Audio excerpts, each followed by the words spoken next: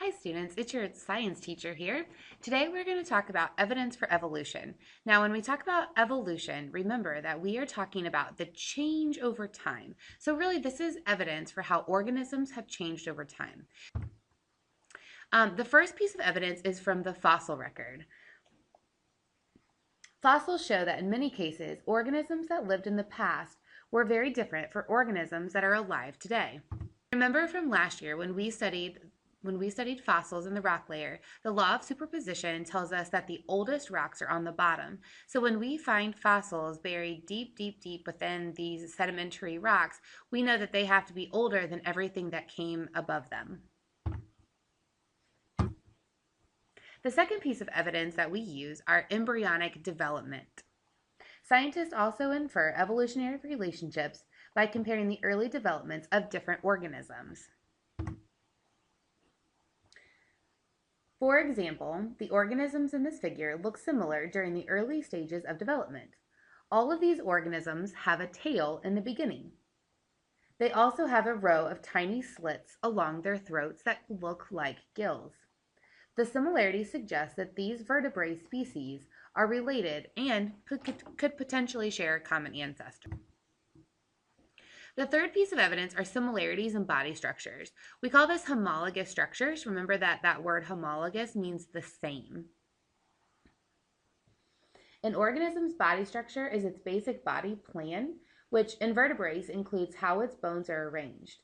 Fishes, amphibians, reptiles, birds, and mammals all have an internal skeleton with a backbone. This similarity provides evidence that these animal groups all evolved from a common ancestor. Similar structures that are related, have inherited from a common ancestor, are known as homologous structures. These could include a bird's wing, a dolphin's flipper, and a dog's leg. Analogous structures are structures of species that have similar function, but not from the same evolutionary form.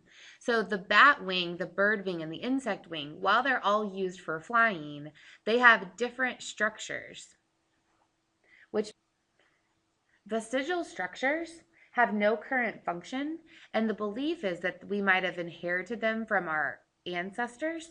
They're no longer of use, but the theory is that they were once used in an ancestor. Some examples here are this little, what they call Darwin's bump on the ear. Also the human appendix. Snakes actually have a pelvic bone. And even our tonsils are an example of a vesicle structure that no longer serves a purpose.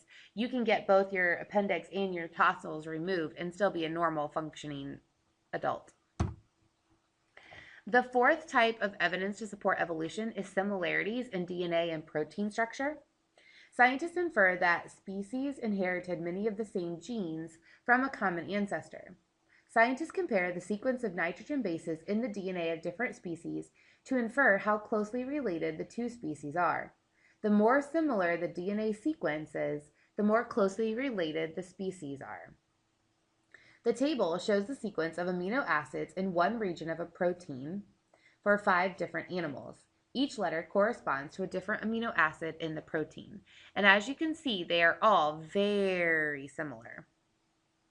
In most cases, evidence from DNA and protein structure has confirmed conclusions based on fossils, embryos, and body structures. For example, DNA comparisons show that dogs are more similar to wolves than coyotes. Thank you for listening.